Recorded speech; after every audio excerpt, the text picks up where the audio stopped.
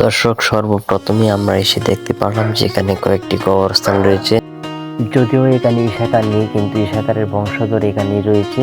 তো দর্শক, দেখতে পাচ্ছেন কবরটি কিন্তু আকারে বেশ বড়, দেখতে বোঝা যাচ্ছে। তো সেটা হচ্ছে আপনার সেই প্রাচীনকালের কবরস্থান। এখানে নামকরণ করা হয়নি, নামকরণ নিশ্চয়ই কেউ মুছে দিয়েছে, আমরা যা খুঁজে পেলাম না, তাই আমরা নির্ণয় করতে পারিনি কত সালের আগে সেই কবরস্থান। এখানে যে মসজিদটি দেখতে পাচ্ছেন, সেই মসজিদ ইশাকার হাতে নির্মিত। 40 ফিট দৈর্ঘ্য, 18 ফুট প্রস্থ, 3 গম্বুজ বিশিষ্ট সেই মসজিদ দর্শক। তো আর আমরা সামনে যে ঘরটি দেখতে পাচ্ছি, সেটা একসময় বৈঠকখানা ছিল। এখানে অনেক মানুষ আসতো, আলোচনা করতো। তো দর্শক, আমরা সেই ইশাকার পুরাতন বাড়িতে আসতেই ইশাকার বংশধরকে পেয়ে গেছি। দর্শক, আমাদের সাথেই থাকুন। আসসালামু আলাইকুম। আপনার কেমন হচ্ছে ইশাকার বংশধর? আমি ইশাকার 15তম বংশধর। কেমন আছেন আপনি? এই তো আল্লাহ রাখছে মোটামুটি। আপনার নাম কি? আমার নাম দেওয়ান জামাল দাদকা।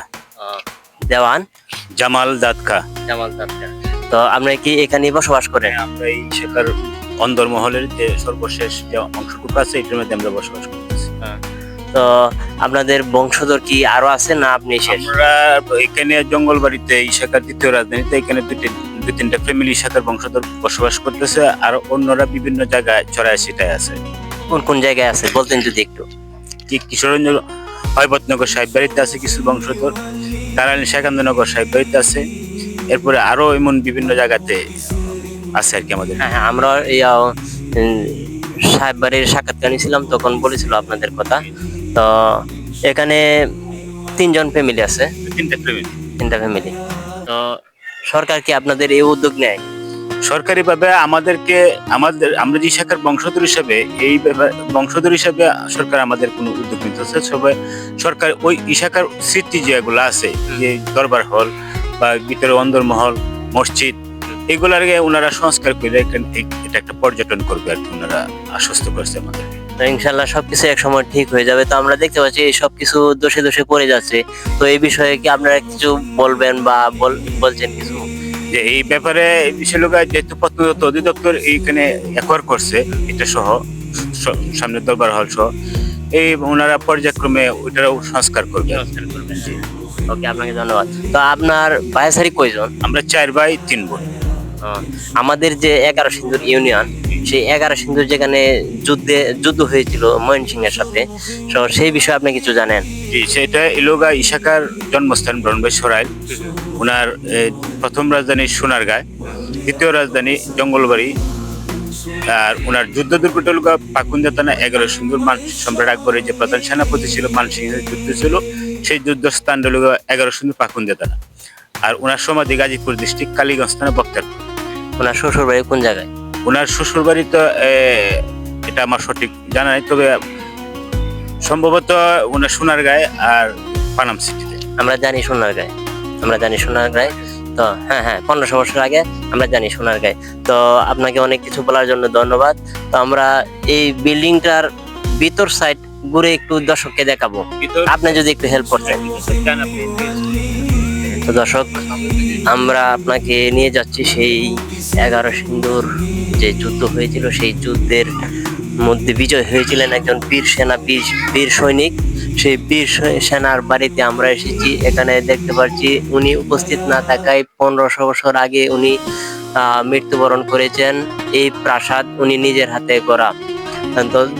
সময়ে কত কি না হয়, যে ইশাকা এক সময় দাবিয়ে বেড়াতো পুরা ময়মনসিংহ, কিশোরগঞ্জ, এমনকি পুরো বাংলাকে এক সময় শাসন করত, যা পুরো বাংলাকে দাবিয়ে বেড়াতো, যার নাম শুনলে তত্তর করে কাঁপতে থাকতো অন্য পালোয়ান, সেই ইশাকার বংশধর আজ জীর্ণ শীর্ণ এক বিল্ডিং এর মধ্যে বসবাস করে। না জানি কখন ধ্বংসস্ত হয়ে মৃত্যুবরণ হয়, এমনকি বড় কোনো দুর্ঘটনা ঘটে বলা যায়। এখানে ইশাকার আমলেও একটা জাদুঘর ছিল, যা পর্যটককে অনেক আকর্ষণ করত। ইশাকা উপস্থিত না থাকায় আবারও তথ্যপত্র অধিদপ্তরের আন্ডারে জাদুঘর করার কাজ সংগ্রহ করা চলছে, যা পর্যটকের আকর্ষণীয়ত আবার সংগ্রহ হতে পারে। খুঁজে পাওয়া গেল ইসাকার জন্মগ্রহণ করে 1537 সালে ব্রাহ্মণবাড়িয়া সরাইলে উনি জন্মগ্রহণ করে।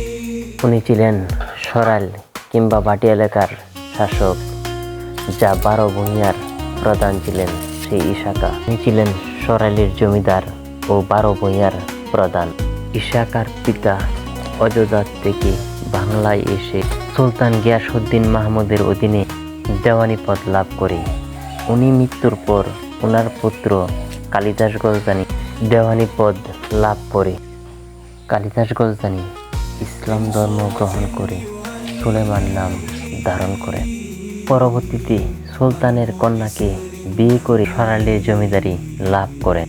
সরাইলে সুলাইমান খাঁর পুত্র ইসাকা জন্মগ্রহণ করে। সুলতান গিয়াসউদ্দিন মাহমুদ মৃত্যুর পর জামাতা সুলাইমান খাঁ নিজেকে বৈধ প্রতিষ্ঠিততা হিসাবে ধারণ করেন। তার কিছুদিন পর আফগানের নতুন শাসনের বিরুদ্ধে উনি বিদ্রোহ ঘোষণা করেন। 1545 সালে শের শাহর মৃত্যুর পর তার পুত্র ইসলাম শাহ দিল্লির আগ্রাসনে বসে বাংলার একক একটি সিদ্ধান্ত নেয়, কিন্তু ইসলাম শাহর সিদ্ধান্ত সুলাইমান খাঁ মানতে নারাজ। তাই সুলাইমান খাঁ যুদ্ধ ঘোষণা করেন, আর সেই সুলাইমান খাঁর যুদ্ধ ঘোষণাতেই এখানেই সমাপ্তি ঘটে গেল সেই সুলাইমান খাঁর। সুলাইমান খাঁর মৃত্যুর পর তার দুই পুত্র ইসাকা ও ইসমাইল খাঁকে ইরানি বণিকদের কাছে দাসরূপে বন্দি করে বিক্রি করে দেওয়া হয়। বিক্রি করার 2 বছর পর তার চাচা কুতুব খাঁর প্রচেষ্টায় অনেক অর্থের বিনিময়ে 1563 সালে সুলাইমান খাঁর 2 পুত্র ইসাকা ও ইসমাইল খাঁকে এই দেশে আবার ফেরত আনেন। তার প্রথম রাজধানী ব্রাহ্মণবাড়িয়া সরাইল, তার দ্বিতীয় রাজধানী কিশোরগঞ্জ তথা